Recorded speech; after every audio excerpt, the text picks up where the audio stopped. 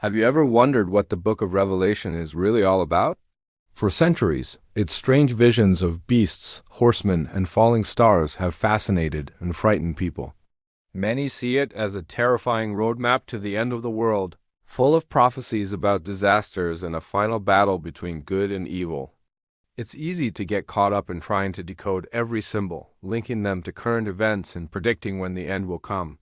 But what if there's more to the story? What if the main point isn't about fear, but about something else entirely? Let's take a step back and look at the context. The book of Revelation was written by a man named John while he was exiled on the island of Patmos. He was writing to first-century Christians who were facing intense persecution under the Roman Empire.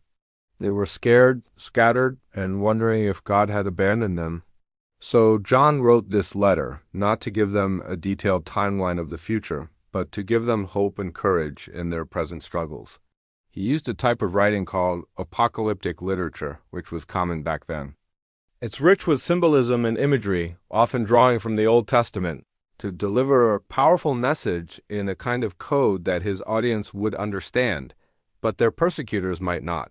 So, what about all those famous images? The Four Horsemen, for example. In John's time, these would have represented very real threats: conquest, war, famine, and death, things the Roman Empire was all too familiar with. They weren't just abstract future predictions. They were reflections of the suffering people were already experiencing. The infamous beast is often interpreted as a symbol for the corrupt and oppressive power of the Roman Empire itself, which demanded emperor worship and persecuted those who refused. By painting these powers as monstrous beasts, John was telling his readers that these earthly empires, no matter how powerful they seem, are not divine and will not last forever. This brings us to the central theme of Revelation: hope. Despite all the chaos and turmoil described, the book consistently returns to a message of ultimate victory and redemption. It's not just a story about destruction. It's a story about God's faithfulness. The climax isn't the victory of the beast, but the establishment of a new heaven and a new earth, where there is no more pain, suffering, or death. It's a vision of a restored world where everything is made right.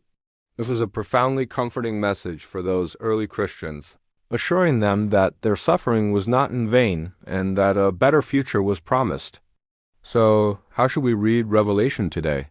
Instead of getting lost in trying to predict specific dates or identify modern political figures, perhaps we can see it as a timeless message of resilience and faith. It reminds us that even in the darkest of times, when the world feels chaotic and unjust, there is a greater story unfolding. It encourages us to stand firm in our beliefs, to resist oppression and injustice, and to hold on to hope for a better future.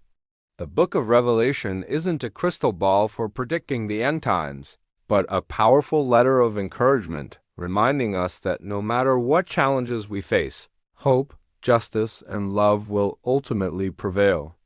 Thank you so much for watching. If you found this perspective interesting, please like this video and subscribe for more content that explores faith and history. See you next time.